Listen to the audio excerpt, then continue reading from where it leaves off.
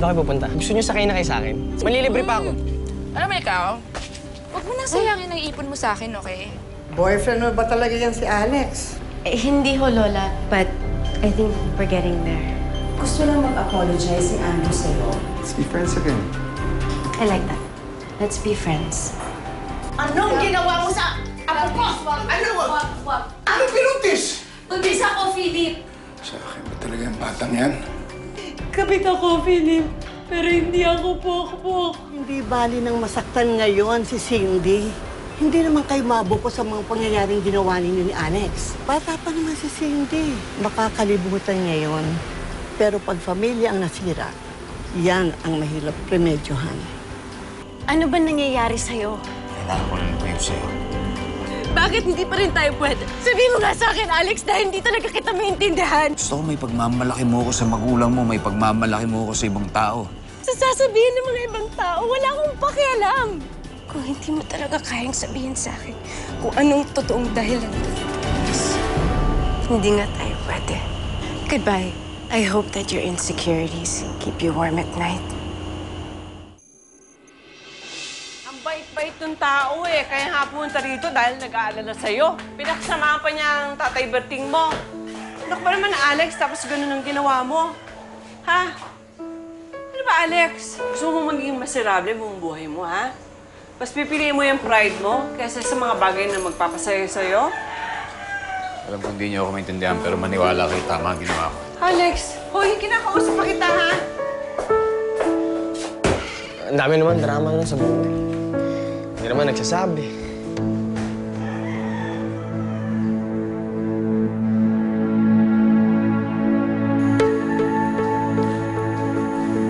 Ay.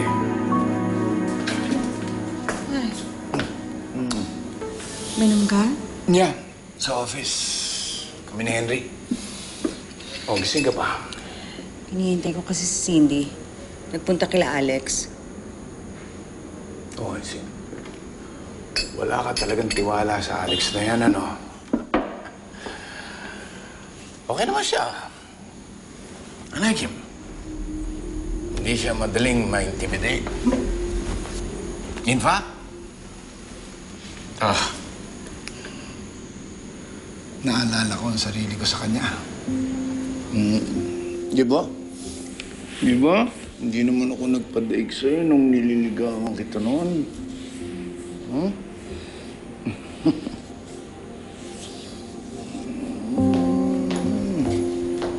Oh, you guys are home. Cindy? What's wrong?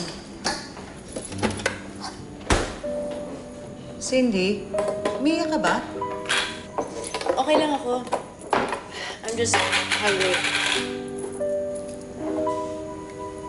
Cindy. Okay lang ako lang. I'm just hungry. Gusto niyo? Yeah.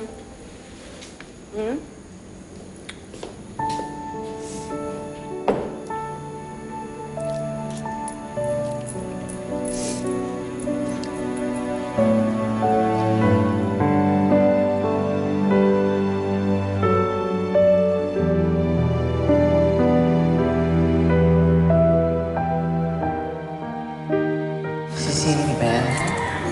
Siya ba ang nagpapasaya sa'yo?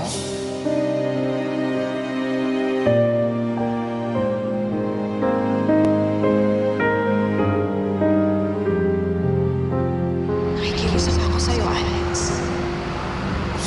Kung mahalaga sa'yo si Cindy, hayaan mo siya. Sana talasan mo yung dalaw dito. Sige po. Sige, i-display ko itong makeup mo habang maghahain ako, ha?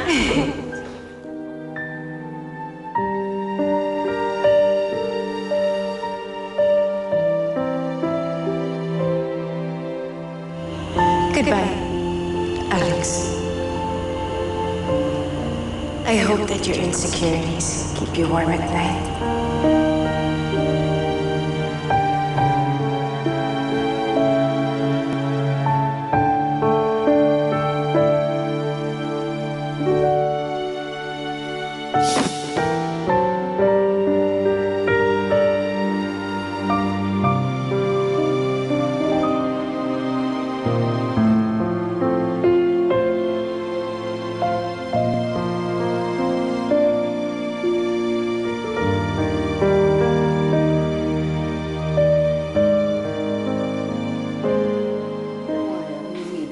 laging mainit ang kape.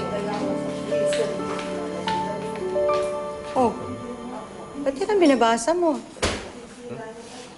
Broadsheets ang binabasa mo, ah. Tinitignan ko lang kung talagang magaling to si Alex. Tsaka I like this style. Yep. Hindi lang puro facts. May mga insights pa. Yeah, he's good. Good. Nag-aaway pa ba sila ni Cindy? I hope they fix it. Ayoko nalulungkot yung anak natin.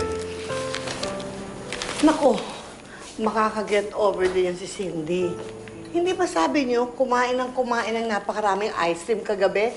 Ayun na yun, ayos na yun. Naman? Hello. Attorney Reyes, yung patient pong si Miss Baby Umali, nagwawala. What? What's wrong, Philip? Sige. Papunta na ako dyan. Anong nangyari? My client needs help. I have to go check on him. Okay? Bye.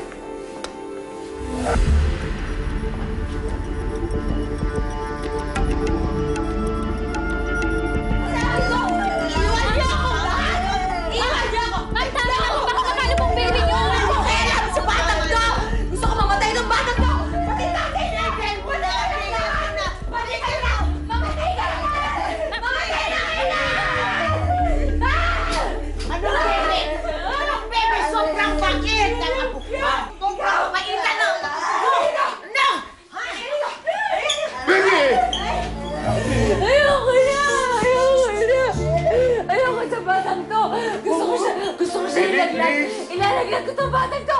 Ayaw mo sa kanya! Ayaw mo sa kanya!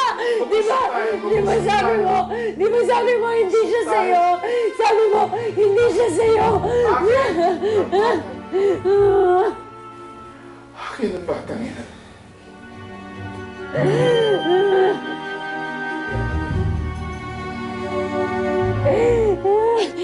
Naniniwala ako sa'yo. Ano ko yan?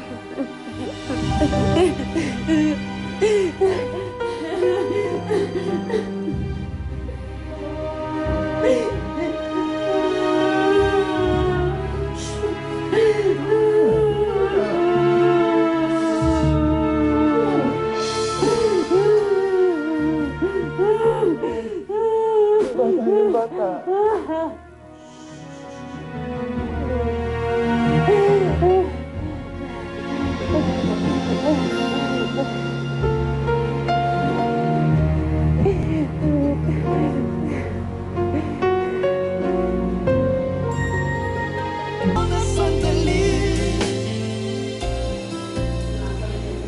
Pero kung alam siguro natin kung kailan dapat magpaubaya, hindi na natin kailangan makasakit o masaktan. Wow! It's just an article, Cindy. No, Mom. Tama naman siya. You know what? I'll just take his advice. Magpapaubaya na lang. Or whatever the hell he means by this. I have better things to do with my time kesa habulin siya, no? Hindi lang siyang lalaking sumito. Oh, saan ka pumunta? Hindi ka pa kumakain. Okay lang ako, Ma. Wala lang akong gana.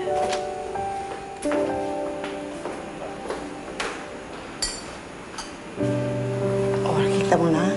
Sabi ko na sa'yo, strong yung anak mo. Parang ikaw. Kaya yung Alex Santiago na yun, walang-wala yun. Maniwala ka sa akin.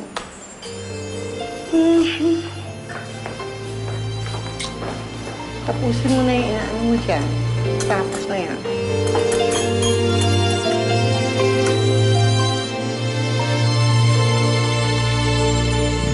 Nakaw na sandali, tayong dalawa magkasama. Di mapigil